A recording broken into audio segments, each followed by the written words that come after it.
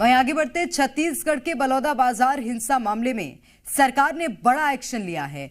2 दिन पहले जिले के कलेक्टर और एसएसपी को पद से हटाने के बाद अब दोनों को सस्पेंड कर दिया गया है। बलौदा बाजार के तत्कालीन कलेक्टर केएल चौहान और एसएसपी सदानंद कुमार पर लापरवाही बरतने को लेकर कार्रवाई की गई। हिंसा रोकने में नाकाम रहे दोनों अधिकारियों को सस्पेंड कर दिया गया। आईएएस अधिकारी दीपक सोनी को बलौदा बाजार जिले का नया कलेक्टर बनाया गया। वहीं विजय अग्रवाल नए एसपी होंगे।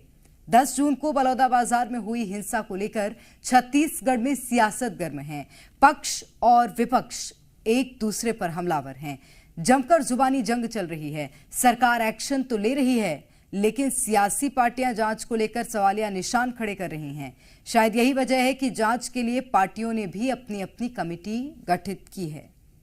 तो बलौदा बाजार हिंसा की जांच के लिए कांग्रेस ने 7 सदस्यीय कमेटी का गठन किया है। शिव डहरिया के नेतृत्व में इस कमेटी का गठन किया गया है। वहीं बीजेपी ने भी 5 सदस्यीय कमेटी का गठन किया।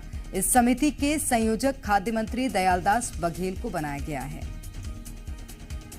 तो कांग्रेस की जांच कमेटी आज बलौदा बाजार दौरे पर पहुंची। 7 सदस्यीय कमेटी के जो सदस्य हैं वो घटनास्थल पर पहुंचे। यहां का उन्होंने जायजा लिया।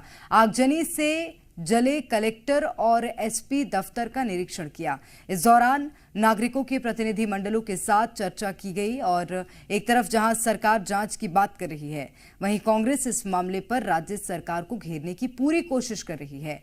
पूर्व सीएम भूपेश बघेल ने इस घटना को सरकार की सबसे बड़ी नाकामी बताया है। उन्होंने कहा कि ये छत्तीसगढ़ नहीं बल्कि पूरे देश का सबसे बड़ा मामला है। अपनी नाकामी को छुपाने के लिए सरकार समिति का गठन कर रही है।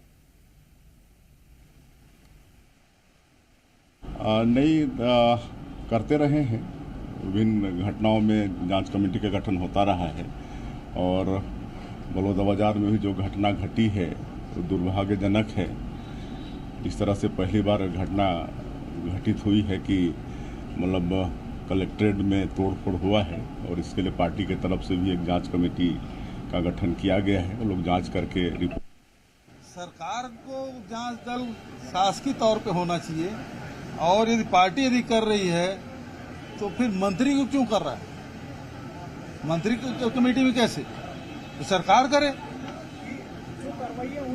सरकार की नाकामी के कारण से हो रहा है और ये लीपापोती करने के लिए दयालदास की अध्यक्षता में कमेटी बना रहे हैं और कोई बात कर रहे हैं, अनर्गल बयानबाजी कर रहे हैं। तो ये उसकी नाकामी है, सरकार की नाकामी है। पूरे प्रदेश क्या देश में पहली घटना होगी जिसमें कलेक्ट्रेट और एसपी कार्यालय धू धू कर जल गया और कलेक्टर एसपी पीछे दरवाजे से भाग गए। वहीं बलौदा बाजार में घटनास्थल का जायजा लेने के बाद कांग्रेस के पीसीसी चीफ दीपक बैज ने क्या कुछ कहा, आपको सुनाते हैं। वो 250 लोग किससे संबंध रखते हैं और वो कैसे आए और शासन प्रशासन क्या पता था या नहीं था, ये सबसे बड़ा सवाल। और खाना व टेंट का व्यवस्था आखिर किसने की, हमें तो कुछ स्थानीय लोगों से चर्चा होने के बाद पता चला।